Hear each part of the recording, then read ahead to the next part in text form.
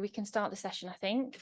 Thanks so much, Hugh, for the introduction to it. So this is going to be a joint meeting, and the idea is during this meeting we're going to focus on how we can brainstorm the engagement of early career individuals and members from lower to middle income countries in the Research Data Alliance. If anybody is participating online and can't hear clearly, can you please let us know in the chat? We'll also post some links in there as well, and also there'll be an opportunity for people here in person to scan a QR code that will take you to one of the exercises shortly.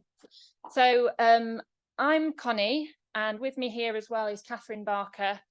We are representing the RDA Secretariat, but by no means is this session organised by just the Secretariat. It is a joint meeting. So we have Lou and Hugh at the front here from the Co-Data RDA Schools for Research Data Science. We also don't have Shelley with us, but we have Lou, who is a representative from the Organisational Assembly. We have Devon Donaldson, although he's not made it yet into the room. Hopefully he will join us before it's his turn to speak. And Devon is representing the Early Career and Engagement Interest Group. And as I mentioned, myself and Catherine are here as representatives of the RDA Secretariat, but also in the room we have Bridget Walker, who is our Operations and Accounts Manager. So thanks for joining, Bridget. Okay, so welcome to the session. Here is the agenda. So we've got quite a jam-packed agenda for the session today. So we're going to take 10 minutes for each of the groups that have put this session together to give you an introduction to what they do and highlight a few challenges.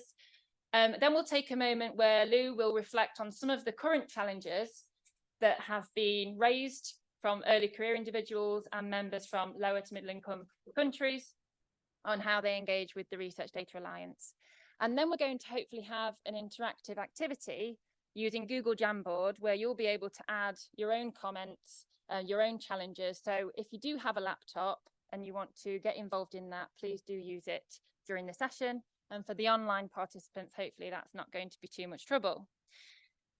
We'll then take a few minutes to think about some potential solutions. So we'll showcase some of our own solutions and ideas that might help improve engagement.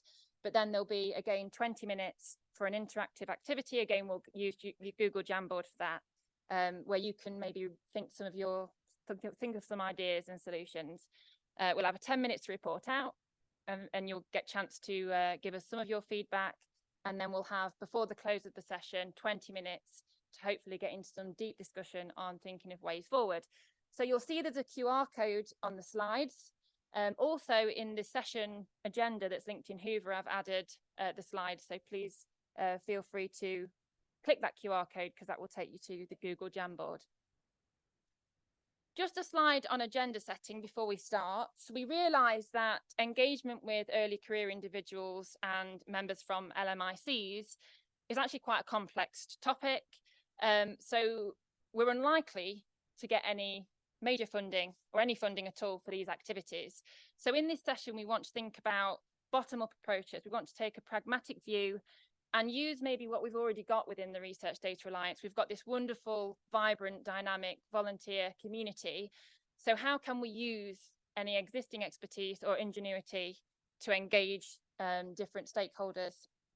And can we think of any collaborative and community-driven ideas? So we'll have this brainstorming exercise, we'll explore the various different challenges, and we're really seeking practical solutions and workarounds that are proposed by you as RDA community members. It would be really great if we could finish this session with a consolidated view of what works and what doesn't work, what have we already tried, and what would we like to try.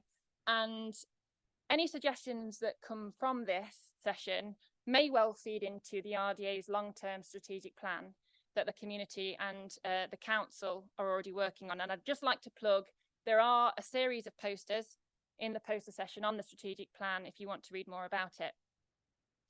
And before I hand over, I just want to share a disclaimer with you that some of the ideas today, they're all important, but depending obviously on the resources available within the RDA and the Secretariat, they may not all be implemented, but we would like to, again, I want to reiterate, think of solutions that can be coordinated by the community. So I'm going to hand over now, I think, to Hugh. Yeah, if you want to give an introduction to the RDA school. Thanks, Hugh. All right, Thank you very much, Connie. All right. First thing I want to say is that this is the Doppler Hall for people who are connecting remotely. I have a physics background, so I have this urge to run back and forth as I give this talk, but I'm a professional and I'm not doing that, and I want you all to appreciate that. Okay, anyway, back to some serious points. So let me just set the scene. So the long-term form name of our activity is the CODATA RDA Schools for Research Data Science, or we now like to use the acronym SWORDS because that's sort of quite catchy. Good suggestion, Rob. The goal of SWORDS is to produce a generation of researchers, particularly from low and middle income countries, who are ready for the 21st century in terms of being ready for it, being data ready. That provides what we mostly, our kind of flagship training is a broad but shallow introduction to a whole variety of fields. So we're not just like a boot camp where we say day one Python, day two machine learning sort of things. We do get to those, but we also teach a whole variety of other things in things like research data management, in terms of open science, and so on. Now, we've been running, we're actually been running since 2016, so we're coming up to some anniversary at some point, and we've taught over 500 students, either face-to-face or online, and COVID didn't stop us. And we've done that on a global basis. We haven't taught in Asia, but we've taught pretty much everywhere else on the planet, and well, not including Antarctica. So, sorry. Right. Yeah. So the important point to note is that, as Connie was pointing, this has been really a completely volunteer-led activity, and we are self-funded. So over the years, we have, as one of my other co-chairs, Rob Quick, and I would say, we shake the can on a regular basis to organize these schools. And we've had a variety of different project funded for a very, very limited period of time, sort of going forward. So we're not some monolithic organization which can fund these activities. So one of the things that we've faced in terms of challenges, and I just actually momentarily sort of talk about successes. Over half of our current chairs are people who started out as students in the school, and there are some of them in this room. All right. So in that respect, that has been a really successful point. Okay, but in general, despite the fact that we've done lots of promotion, although we have 500 students who've attended this and who've got very, very good and really, really enthusiastic about what we've done, there's little evidence that they've kind of expressed an interest to becoming an active RDA member. All right. The other sort of key problem that we have that's always there is the fact that we have a lack of funding with respect to in-person plenaries. It's super hard. And likewise, we don't yet have enough in situ mentors and indeed extra instructors to scale up this training. And the other thing which has been there, which and some of us in particular, Louise and Bridget, have put a huge amount of effort in terms of building up what we should have in terms of an alumni network, in terms of getting them to do things. And the level of engagement there has been not great, is the bottom line. Indeed, downright pretty poor. So those are the challenges that are there. I'm sorry, I've probably gone over 2 minutes, so I'll sort of hand over in terms of go to the next slide, which is on the ECI group. So over to you, Devin.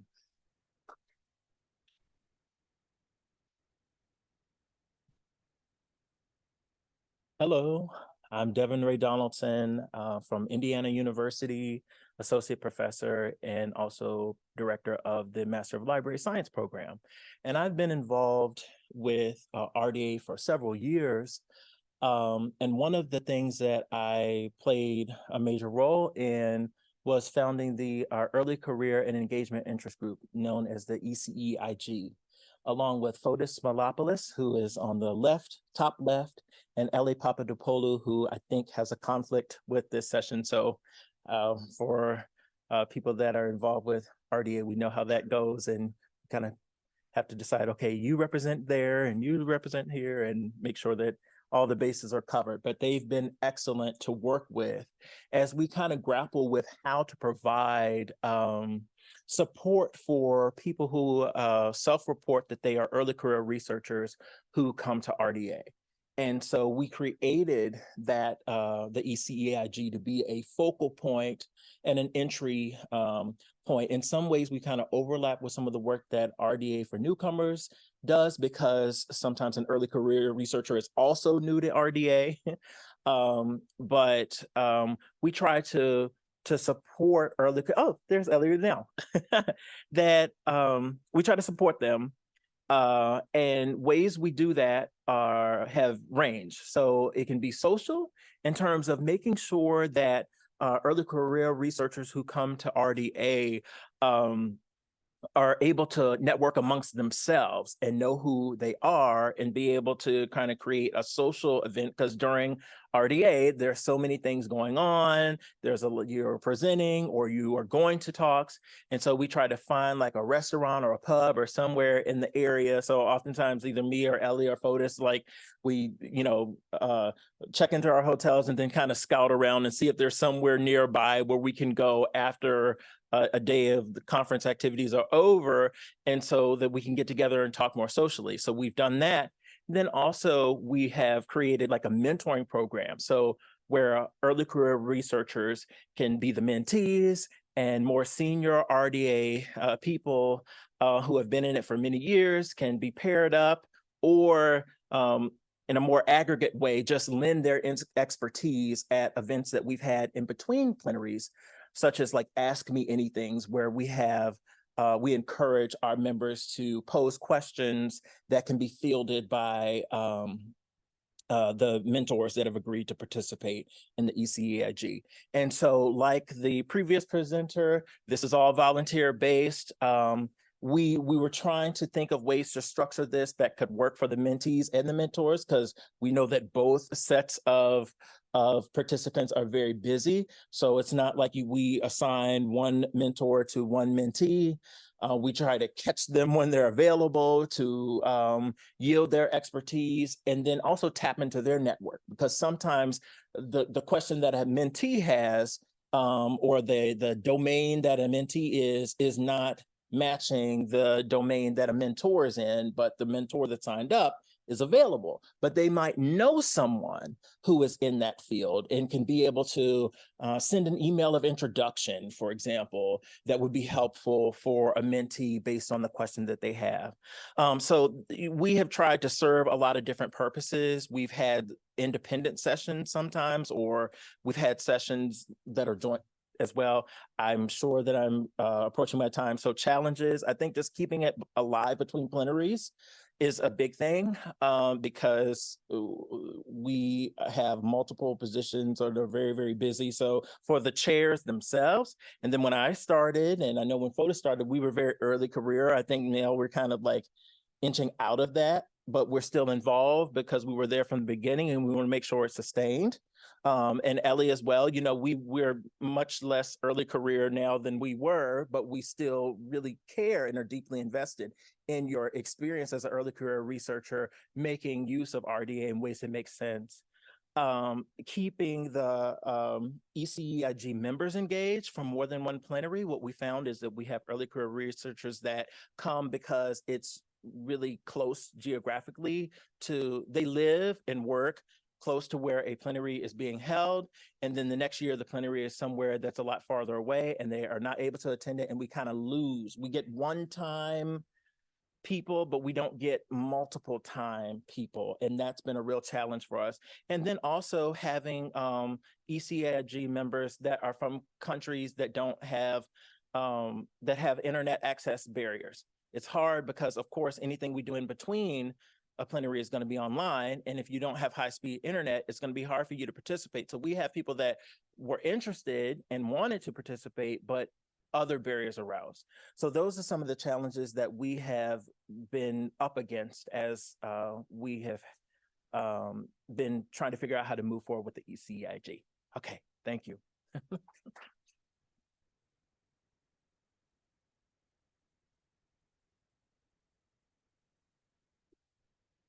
So hi, everyone. I'm Louise. I am one of the co-chairs of the Organizational Assembly, together with Shelley Stahl, who, as Devin said, is suffering from the traditional RDA thing of having a conflict, and everyone has them.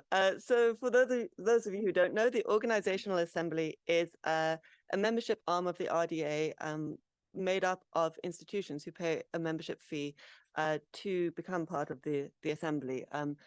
Through doing so, they get the right to send a representative to monthly meetings, and they get updates about all RDA outputs, all RDA activities, and they get regular updates from the Secretariat, from the TAB, from the RAB.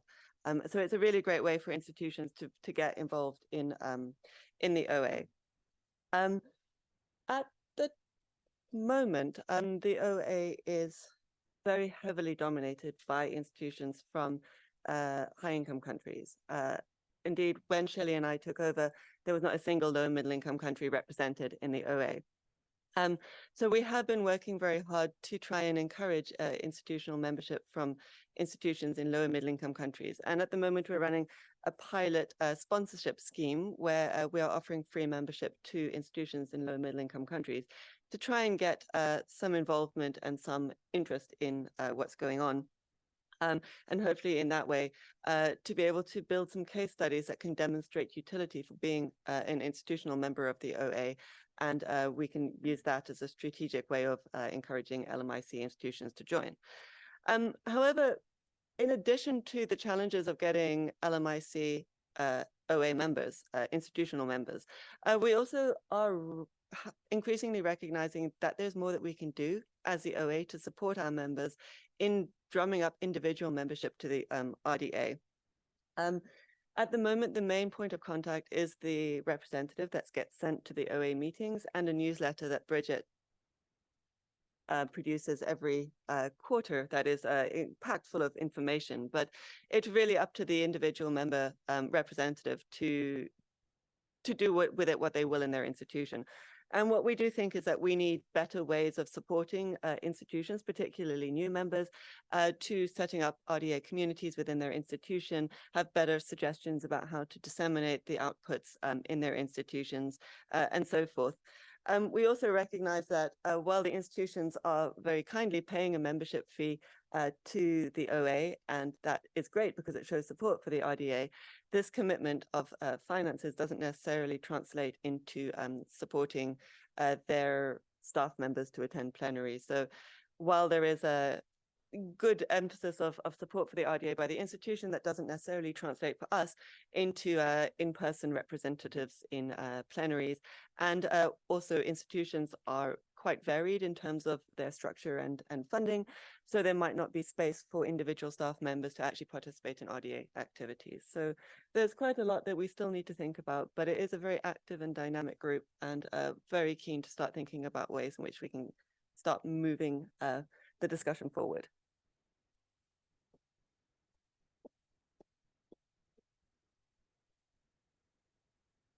Thank you, Lou. And I realise that we are over time, so I'm going to keep this quite short and sweet, but I just want to give you a bit of an introduction to the RDA Secretariat.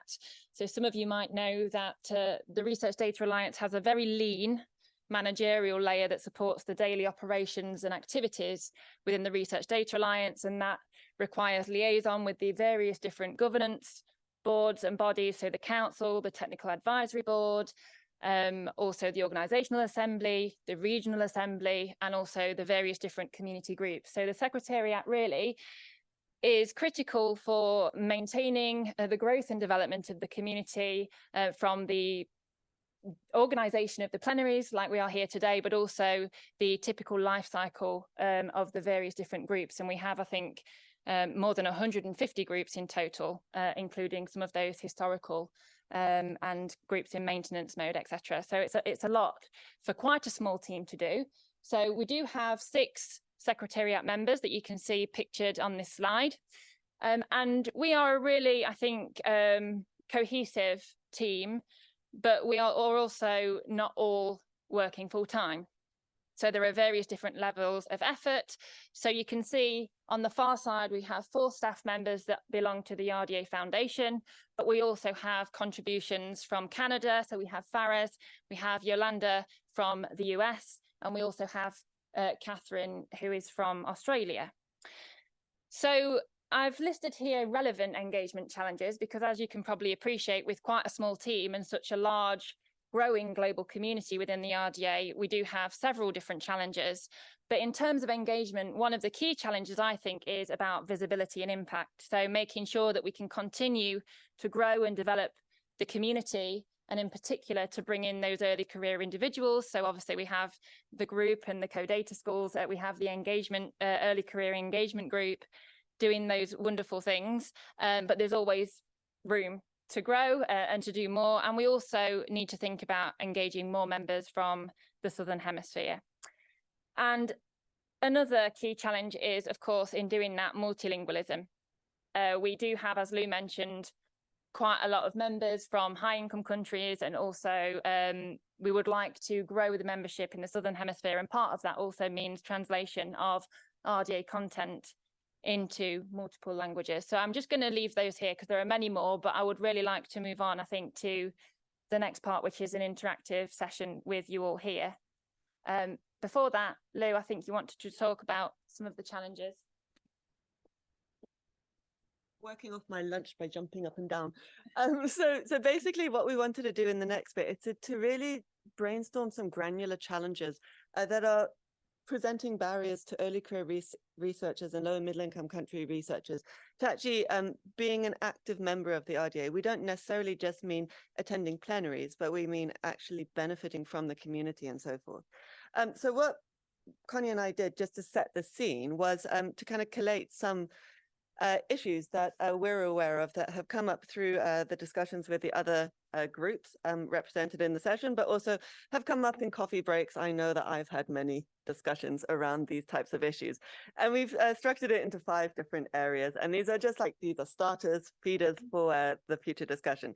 So in financial, there's obviously huge problems with getting the money to attend the plenary. The cost of the plenaries, I think everyone in the room will agree that they are quite expensive and can be out of reach of early career researchers and LMIC researchers.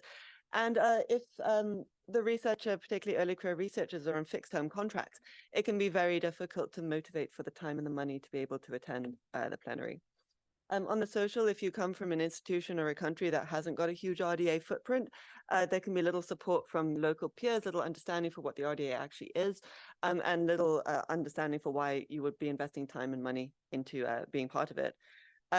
We've seen with the OA that one of the big problems with having the discussions about LMIC institutions joining the OA is that there's little evidence of utility within the specific context, and that can make it very difficult to motivate for any sort of resources. Also, lack of existing RDA members within a country or institution can make it super difficult to move a conversation forward.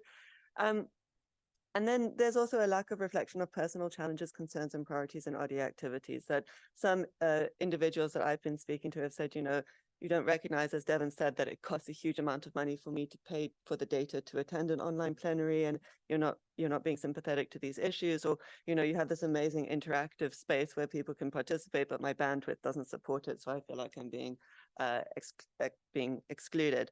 On the technical, again, with the broadband speed and the cost of data, Malawi at the moment, it's $27 for a gig of data. It makes it very different when you think about attending a 4-day online plenary.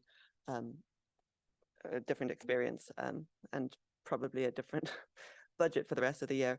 Linguistic, as Connie was saying, lack of foreign language engagement options and lack of translation of outputs, something that has come up time and time again. And then practical, lack of guidelines and resources to demonstrate RDA utility. We see that with the OA. We need to do more to be able to give people sets of materials that can actually just be used as a plug and play to show utility of RDA. And the problems that we have with registration, we have a huge number of members, over 13,000 members, but how many of them are actually retained and active within the community? And we need to start looking at that transition from registration to retention. So as I said at the bottom, this is a collection of personal opinions and our perceptions as the co-chairs and hosts of the different groups, not necessarily set in stone as to what RDA is going to be taking forward, but this is where we're starting this conversation. So what we'd like to do now is to go to the Jamboard and to start problematizing those different areas. So we've got the 5 sections already set up, and we've got some of those feeder things. And what we'd like to do is be as specific as possible. If you have, you know, a specific experience of something that has presented a barrier, or you have specific knowledge of something that is problematic within an institution or within a region, and please put it into the Jamboard. What we'd like to do is to move from what we had in Gothenburg, which was a very high level commitment and enthusiasm for getting more early career researchers and low and middle income country investigators on board, into actual practical, what can we do on a day-to-day basis? As Connie said, it's not necessarily like there's a huge magic wand and a pot of money at an end of a rainbow, but I think everyone in the room, we can probably come up with some practical ideas. Kevin.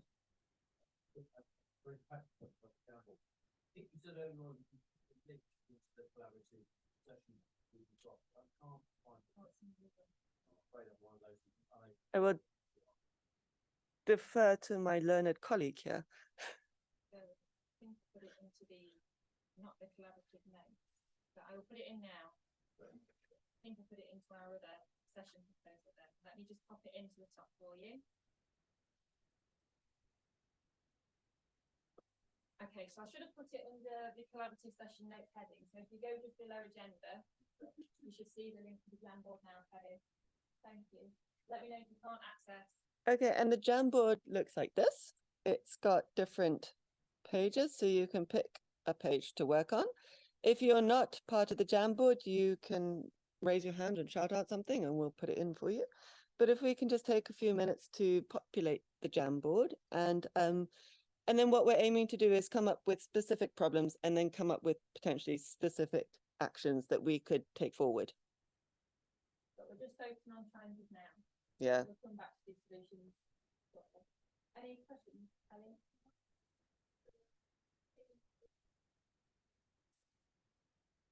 Have you got the collaborative notes? Oh, that's they want to bring them to enter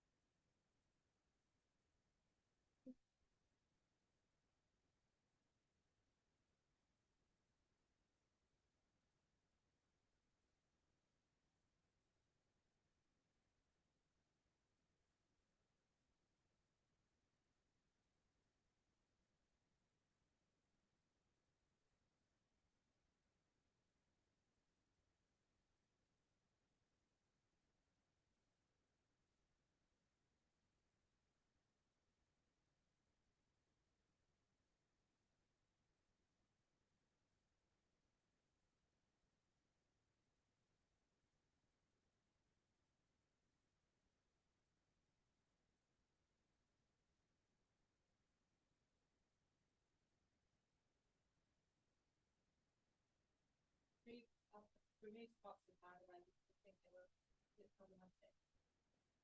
Yeah.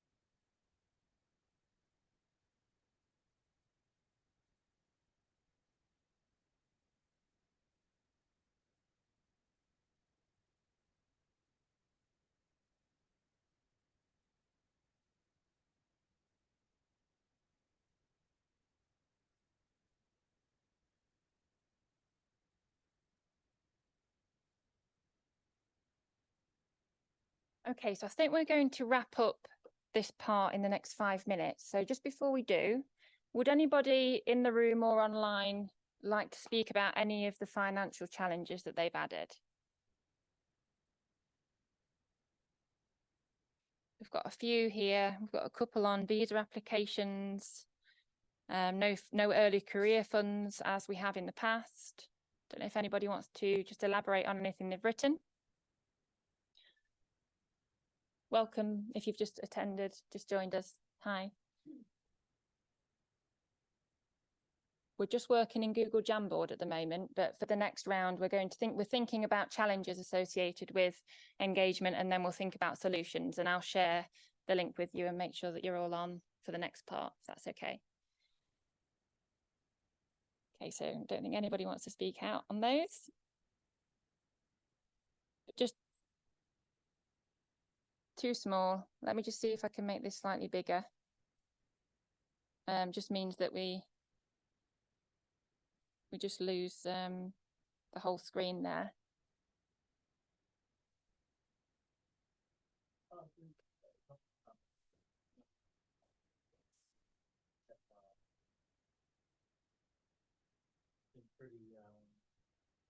Pretty dated by some of these, because we feel like they really had a huge negative impact.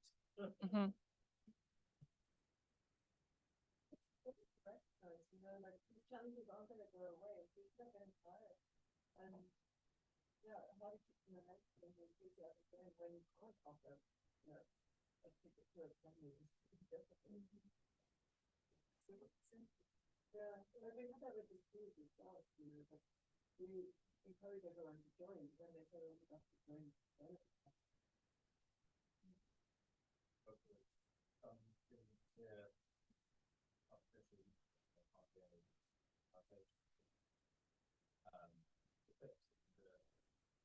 Issue about meeting that might be about a lot. Yeah. Can we just use the mic so that for the people who are connecting online, if that's okay?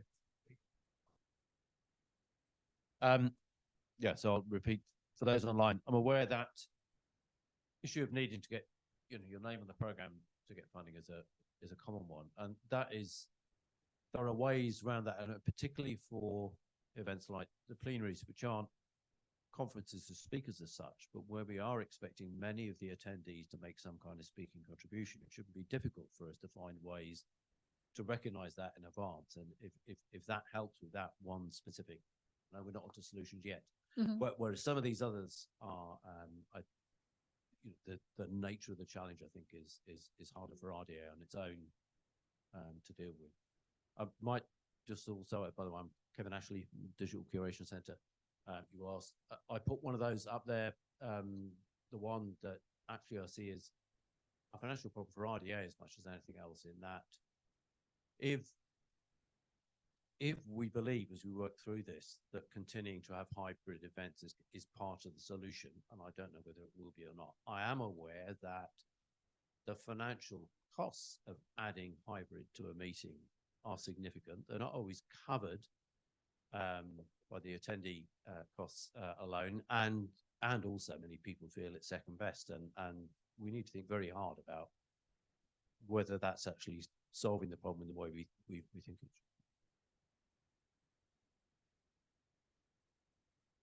Thank you, Kevin. Just to give anybody an opportunity to speak out about any technical challenges, I'll just try to make this larger just whilst we close this part. Would anybody like to say anything about any challenges that have been added here? So we already mentioned, obviously, the broadband speed and cost of data in certain parts of the world, which is a limiting factor. I'd like to say something. So Hi there, Louise again. About the lack of engagement in online networking options, that we have tried in the past to create, virtual coffee spaces and stuff, and virtual poster sessions and virtual cocktail meetups for the online participants, but there is a lack of engagement in those as well. So even though we are trying to be a bit more inclusive, it's not the right format, and we need to find a different format, because, you go to a lot of effort to set these up and no one comes. So we need to think of better options. Thank you, Lou. I don't know whether it's because they don't want to participate, or is it one of these other barriers getting in the way? I'm not quite sure. Yeah. And I'm, when we've done some of the Ask Me Anythings, we've done it to be really open so that the discussion can center on what it is that they are interested in. So if that is something that has low attendance and it can be about what you want it to be about, then it's kind of like, well, then maybe the modality is the issue. But then we had so maybe some topics that we've had some with topics that were really well defined, and we had good attendance. We had some, it just kind of varied. So knowing who your audience is and what they're interested in and when they're interested in that, because maybe it's just the timing is off. There's so many like cascading factors.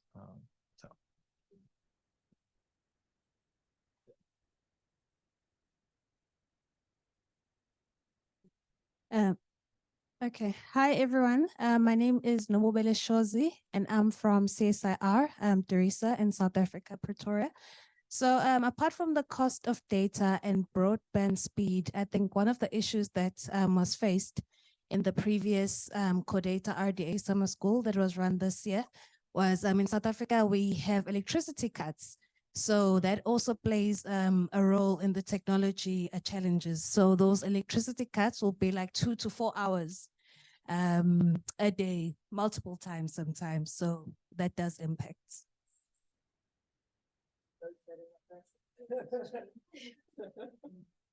Yes, thank you very much. Yes, thank you very much. So my name is Cyrus Walter. I'm currently right now here the representative of the International Union of Pure and Applied Physics. I'm from the physicist, and I'm currently the president of the International Association of Physics Students.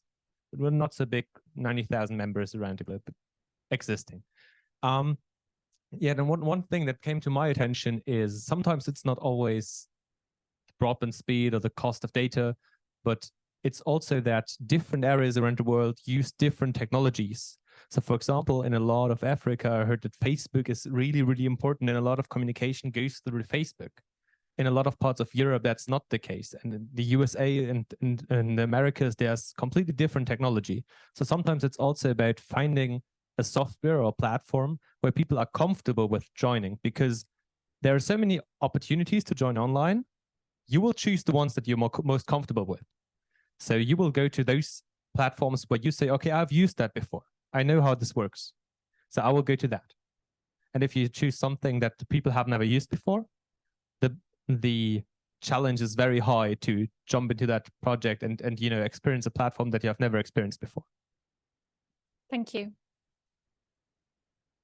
I think that's a really important point, actually, and something that I think is often overlooked, and also relates to interoperability of different tools and services around the world. I'm a bit conscious about time. So I think if we can now try to move on to the solutions part. So we're working in the Jamboard again. I appreciate it might be a bit tricky though, because we've got now challenges on one side, and then we want solutions on the next, and we actually want to try and find solutions to some of those challenges. So if you can make it quite clear when you add your solution what it actually refers to, if it could be standalone, then that would be quite helpful when it comes to actually evaluating some of this. So for any newcomers in the room, if you go to the collaborative session notes, and if you can't find them, I'll try to help you. We have linked the Jamboard in there. So I think we'll probably have time for, what do you think, about 15 minutes again now, if you want to reflect on some solutions, and then we can try to discuss them afterwards. I'll just share another screen now. Right. Maybe if, when you're adding your stickies, if you can make your solutions a different color from the challenges in each board, that would be helpful. I'll try to move them all over as well, if you like. So.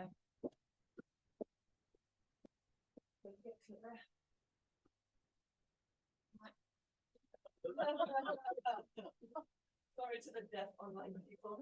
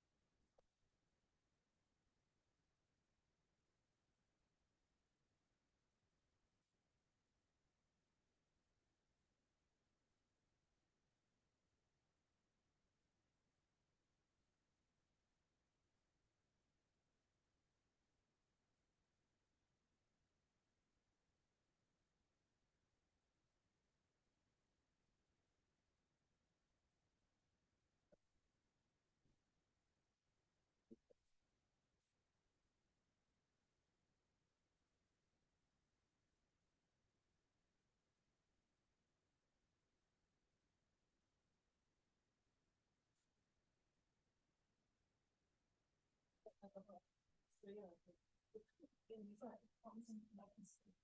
Yeah, but they're not sure about it. Yeah. Because we could get we've got finance.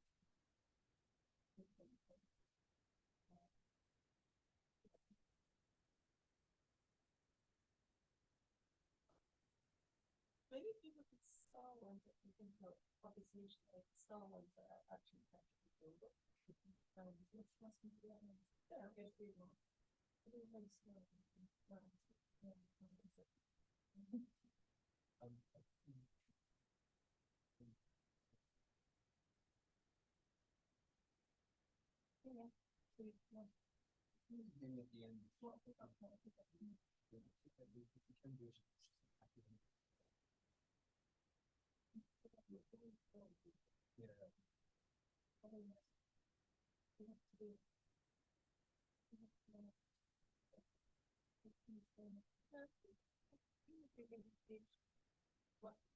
Each subject, like things that we could actually, do, or we could start with some diamonds. Yeah. Like that. Yeah.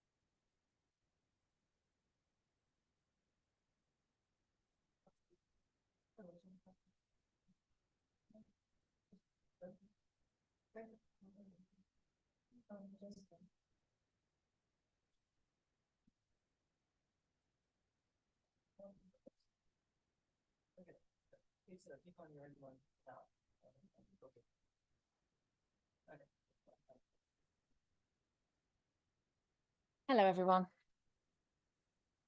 So we're going to give you now, we're a bit off, slightly off the agenda timing wise, but it's fine. We're going to give you about 5 minutes or so. If you can go through, if you've got access to the Jamboard, if you can go through, and you'll see that we've put some diamonds on the each slide.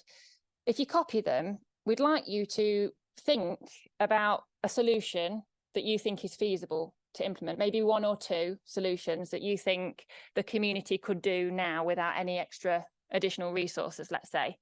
So if you can then pin that diamond onto that particular post-it, and then we'll have a discussion about it to finish off. So we've got 5 slides, 5 different types of solutions. So if you can do that, that would be great. We'll give you 5 minutes and then we'll come back to the discussion. Thank you. Any questions?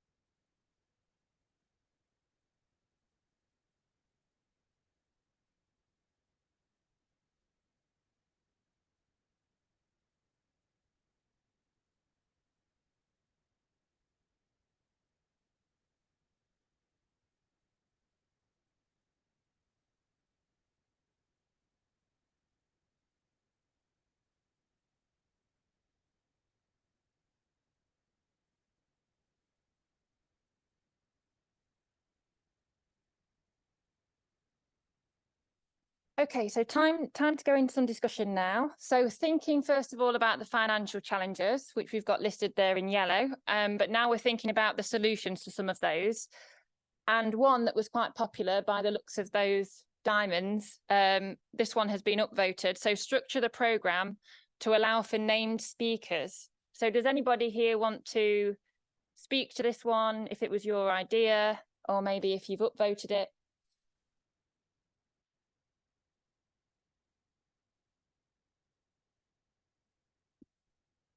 I mean, as we were discussing in the previous part, you know, like this is a problem, particularly for early career researchers, that they can't apply for travel funds if they're not on the program. And it's very difficult to get travel funds for networked events anyway. And I think this, I mean, I speak as a non-secretariat member and not as someone who's structured the program for the IDW, but I think if you had the option for the working groups who are hosting sessions to be able to put names of specific people on the program, it would just give some sort of documentary evidence that early career researchers could use to justify applying for travel funds. Okay. I think it would be quite a low-hanging fruit. So the other one, this is, I think, related to that, which is cropping up on another page, is thank you notes. Actually, so I did something for the AGU a couple of years ago, and actually it was Christine, I'm sure, who did this, who so a letter turned up to the president of my university saying, thanks, Hugh did X, Y, and Z, and so on. And this sort of like just made its way down, you know, my boss went, we got this letter, and it was like, suddenly they were kind of like, oh, this is very impressive. And if we were a bit more systematic in terms of, you know, ECIs do something for the RDA, and then there's a note, and it really goes to the president saying this was a fantastic thing they did and it was really useful. I think that would land as well. Okay, thank you. Just to add on Lou's comment, perhaps one thing that could try for the plenaries would be like larger poster sessions, because I mean we saw that on schools, because some of the students, they bring their posters so they can be sponsored if they present something, and that includes a poster. Okay, thank you for that. A couple of others on this one then. So another popular one was the RDA to issue a number of bursaries for LMIC participants, and this can be via application and committee to review and decide, and iAssist has this, so I don't know who actually wrote that. If you want to comment on that one, thank you. Well, yeah, I just made a comparison. A conference I've often been to from the social sciences is iAssist, that I know. I can't say for sure that they still do this now, but they definitely every year issued, I think, 2 or 3, depending on the funding available. So they had a specific group that liaised a lot with low and middle income country participants, tried to get them there, and they had a system where they could apply for participation, and then from the applications that group made it, based on the submission, they did a review, and then they issued a number of bursaries. Okay, thank you. Yeah, thanks. With these ideas will be noted. To add on that, yes, iAssist does still give fellowship, I think it's fellowship bursaries. So we just ran the 3rd iAssist Africa workshop in Pretoria just last week, and they gave I think about $3,000 US dollars or euros to fund 30 fellows. So they could attend online or they could come physically. Okay, thank you. So an experience we had in a recent conference was to ask the sponsors of conferences, so usually big commercial organizations are happy to stand out there and hold a stand, to actually fund the participation of ECRs. And they were very happy to do it. I mean, where is the money going? It's going into the organization, but in fact, it should be going into the participation. I just think it's a different way of thinking about it, and there was absolutely no objection. Thank you. Yeah, just another observation on that. I mean, although I'm sure nobody's going to object to the idea of us giving the bursaries, but yeah, thinking about how that's funded. I mean, there are a number of different ways of doing it.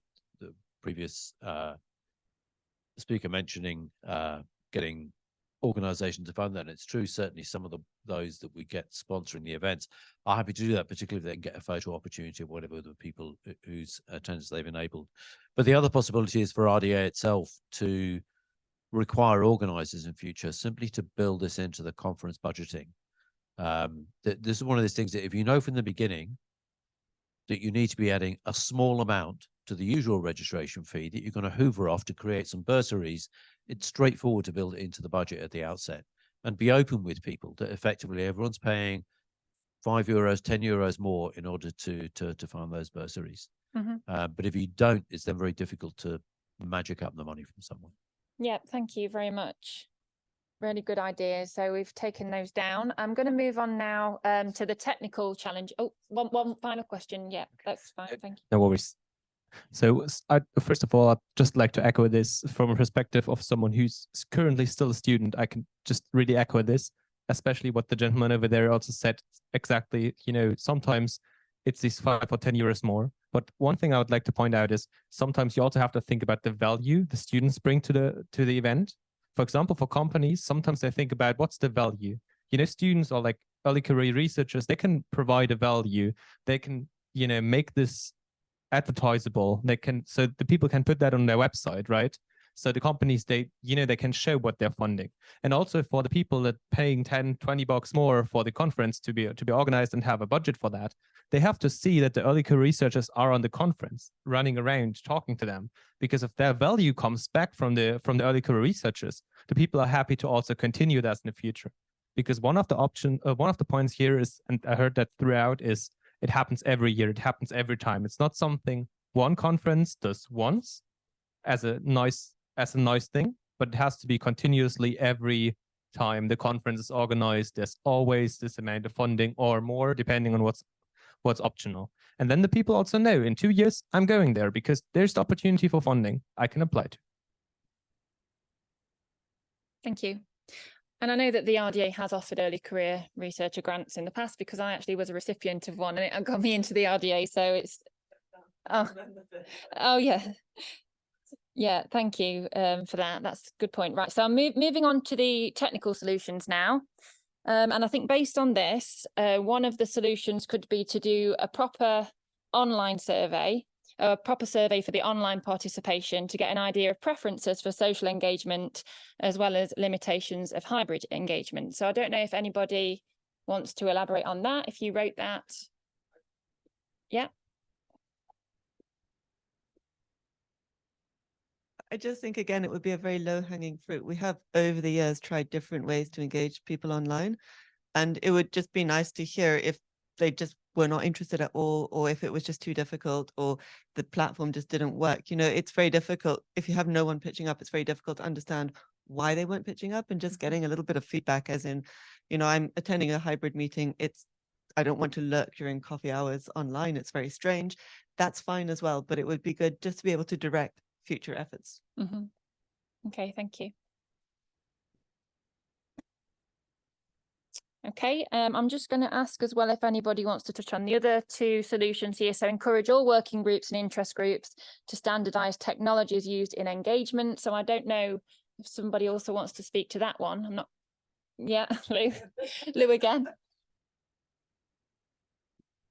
Sorry. Yeah, no, it's just it was in response to there was I don't know if it was this one or a different one. There was a comment about how sometimes it's difficult to be engaged with a working group because they're using a technology or a platform that's not available, particularly like in China in Google Docs and stuff. And I think maybe what I've been doing on RDA Tiger as well, I've been looking at depositing of outputs and the diversity of places that working groups are putting stuff. And there's a lot of diversity at the moment, and maybe it would be good to have a set of guidelines for future working groups that just say, you know, these are the technologies to avoid, these are the technologies to use, these are the places that we really encourage you put your stuff, not just the outputs, but all the current working documents, and just have a little bit more standardization in what we're doing. Because it was also the gentleman back there was saying, about Facebook being a preference, sometimes depending on who's leading the working group, you can have very different technologies. And if we just have a list of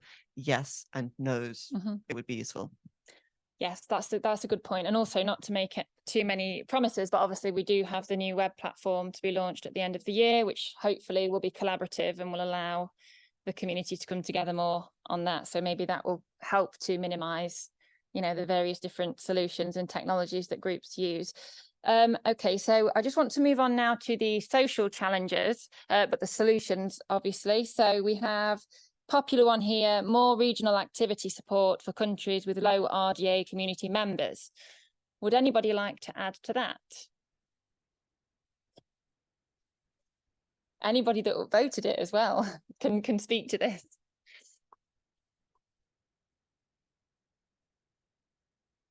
I mean, what does that activity look like? More regional activity support. Yeah, thank you. Yeah, thank you.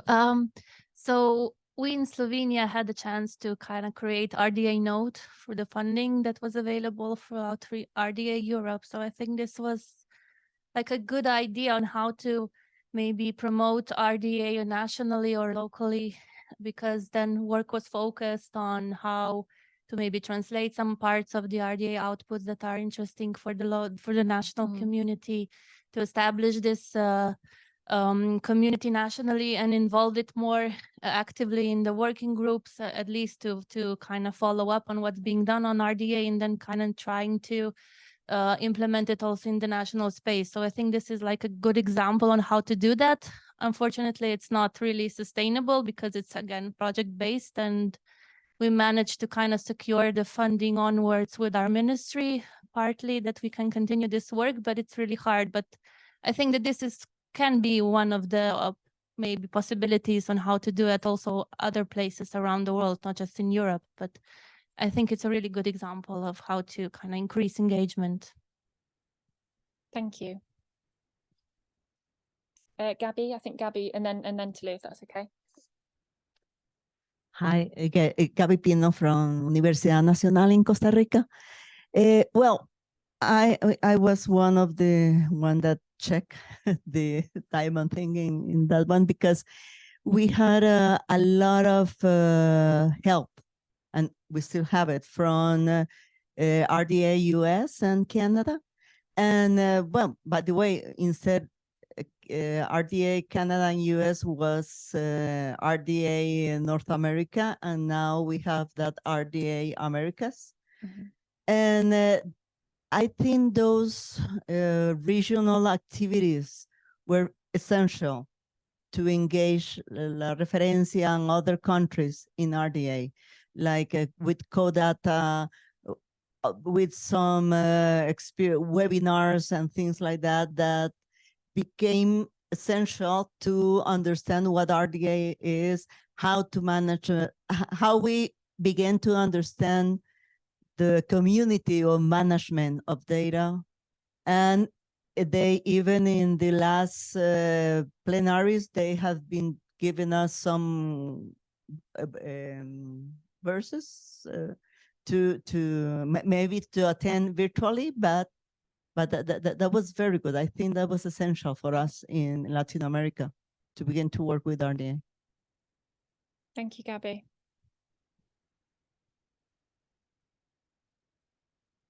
I think so this was the sticky that I put up, and just based on my own experience, when I was an early career researcher coming from South Africa, it did feel very isolated, and I didn't know that there were tons of other South Africans around, but it was very nice for me to meet regional members, so from Botswana and mainly from Botswana as well, and it kind of made it feel less isolating. So I think if there are ways to connect RDA members across like just immediate local borders, you can find a capacity, like a working capacity, without having to have a huge amount of RDA members in your own country. For the setup and IG or WG, what is meant by that? I don't know. I would interpret, is it to set up a group to deal with the social solutions? Is that? Okay, because I feel like we could do that within, I mean, I am offering that we could do that in the ECIG because it's really central to what it was created for. Thanks, Devin. Right. Yeah, final question from Rob. Thank you. So not necessarily a question. Is this working? Yeah, okay. Not necessarily a question, but a comment. I was just talking to Devin about anchoring a early career researcher within a working group, not necessarily an interest group, a working group where something is getting produced, right? So I think it's important to have that anchor and not just in a interest group that is talking about various things, but for an early career researcher. And I remember coming into RDA and needing something to sink my teeth in, something to do, or you don't necessarily stay with a organization unless you're contributing something to that. And I think that happens within working groups, not necessarily interest groups, and they should still explore. But if we Where there's anchor a them within a deliverable. working group, and that also gets their name out and on some products, and has a lot of advantages for an early career researcher. Maybe that ties in also with the thank you as well at the end of this process. You know, I think about some of the early career programs that have happened that myself and Connie and others have participated in. Some of them were structured that you would be given support for a certain amount of time, and you would join a working group or something and finish a project. And so maybe, I mean, I have not talked to many people that were involved in those, but maybe what happened is they got into the early career program, they did a project, they finished the project, and then it was it. So, they finished what they came there for, but they didn't stay, they didn't keep coming back. So that might be one thing. Maybe they just felt like, all right, well, this is what I got in for. And it was clearly defined that this would be the project that I'd work on. And okay, I did it. But how to see that there'd be value beyond that, or what to do next, might be something to explore that certainly is related to this for people who have participated in some sort of capacity. Maybe they felt like, okay, I'm done. Why didn't you keep going? And there wasn't, I mean, it certainly wasn't tied to whatever funding or whatever agreement they had that they had to keep going. But it'd be interesting to kind of unpack that and see whether they had imagined, involvement with RDA spanning beyond whatever they initially signed up for. Thank you, Devin. I'd like to just move on now to linguistic solutions. That's really interesting for me, actually, the AI-powered translations, because we've just had, obviously, a new policy. I don't know if you're all aware at the Research Data Alliance about the use of AI meeting assistants in meetings. So I don't know if anybody wants to just touch upon that one, because that's quite interesting. Yeah. Oh. Oh yes, well yeah, and I can also, so we've got I don't know if it's on our slider now, but it's on our web platform. So we recently devised this policy because we're finding more and more now that RDA community members join meetings with an AI meeting assistant, like Autopilot is a common one. Often it's integrated with Zoom, so these bots just turn up, but often the person behind the bot or the person that set it up doesn't attend the meeting. But what it can do is send a translation or a meeting summary to all of the email addresses that are linked to that meeting, which is a breach of our code of conduct, if you like, because it needs to be declared in advance. So we like to ask that anybody that wants to use one of these meeting assistants would contact the meeting organizer or the facilitator beforehand, because we do see that there is a use for them in certain circumstances, and we want to be inclusive of those that might have difficulties attending or keeping up with meetings. But we also don't want a future community to be a future of AI meeting assistants, because that is also not what we're about in terms of openness and consensus and things like that. So please do check out that policy, because I think online remote communities are experiencing this now more and more as time goes on. But that's why I wondered if anybody wanted to speak to this, because obviously an AI tool for translation into different languages could be quite useful. So So I don't know if anybody wants to add to that. Maybe we can think about that then as we think about the policy, and that will obviously have to be revised going forwards as well. So the most common one I see that's been upvoted here is make existing translations more visible. So I don't know who wrote that, if you'd like to speak to it.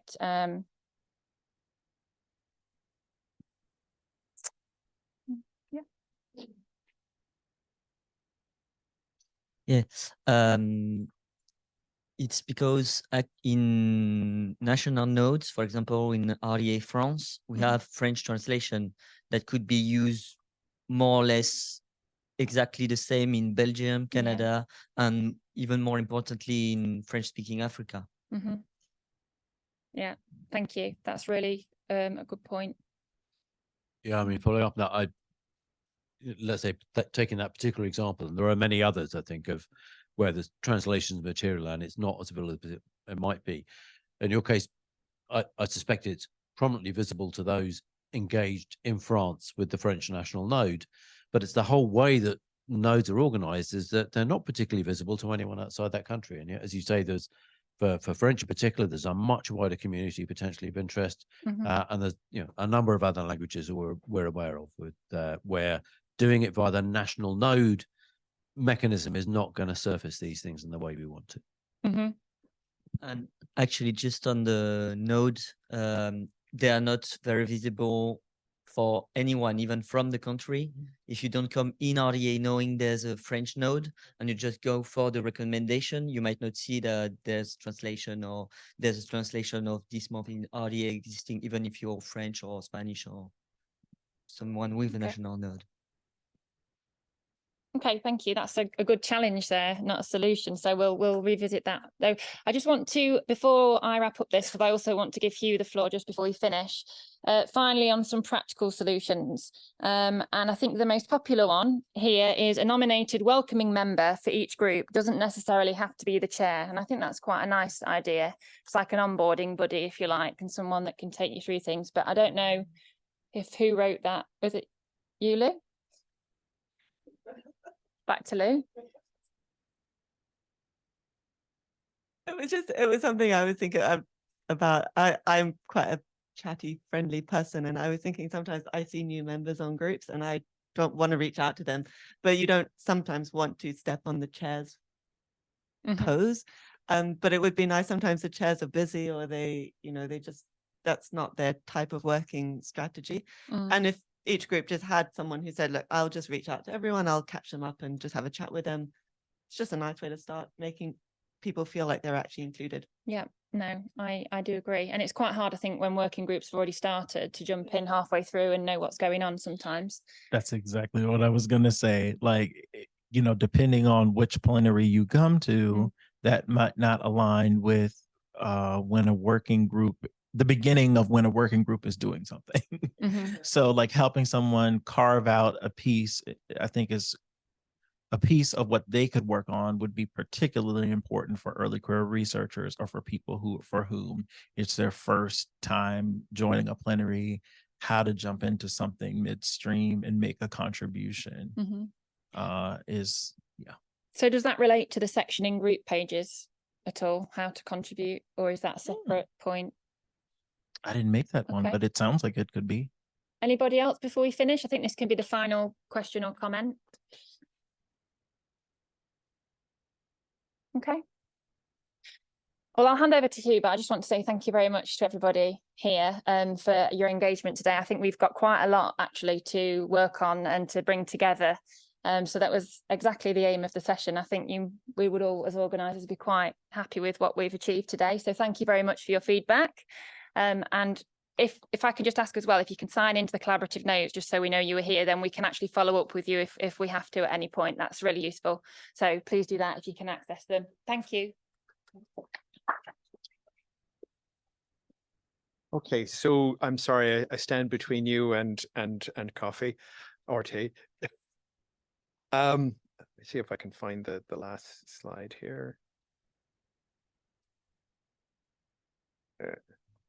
Oh yeah, here we go. Okay, so this is a request and a call out to the community. So over the last 12 months, courtesy of some support from EOS Future and through the RDA. Thanks very much, Matty. We've done quite an amount of reforms within Swords in terms of our back-end activities. And one of the things that we need to do as well is now refresh our leadership. In other words, we're in the process of recruiting more co-chairs. And one of the things we wanted to do was to recruit at least one co-chair, sort of to reach out to the community rather than us doing what we've done in the past, which was sidling up to somebody, tapping on the shoulder and saying, you wouldn't mind becoming a co-chair. So we wanted to do something which was more open. All right. In terms of the positives, you have no idea the sense of privilege that I have working with all of these lovely people. All right. It's fantastic. Really a fantastic bunch of people. They're working on something which is really important. And believe me, this sense of when you get to the end of a school and you go, oh yeah, we pulled that one off and we got another bunch of happy students, is a marvelous feeling, best feeling in the world, trust me. And we get to go to, sometimes we get to go to interesting parts of the world. So this is a picture of some of the co-chairs us in San Jose in Costa Rica. Now, here are the kind of the downsides, all right, in terms of, what are the commitments that we're talking about? So being a co-chair means that you're involved in meetings twice a month. Obviously, there's a need to take part in training events and also in kind of updating and developing our curriculum.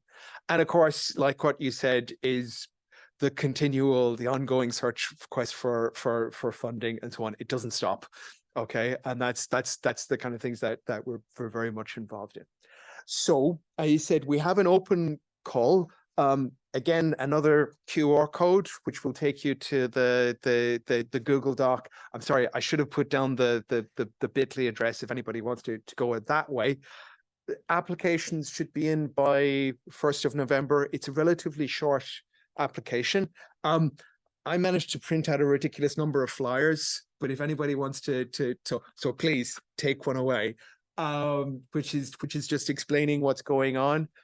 I think one of the things is yes, we are looking for a short CV, but I think one of the things that's very important is to make sure that there's a question there that we ask in terms of, if you became a co-chair, how does that align with your career? Because I think one of the things that's been really important is that many of the co-chairs, we've not only said, oh, this is a thing we do, we've gradually realized that this is part of our career progression. So back in 2016, this was like, I didn't talk about this at all to my boss, and it was like that.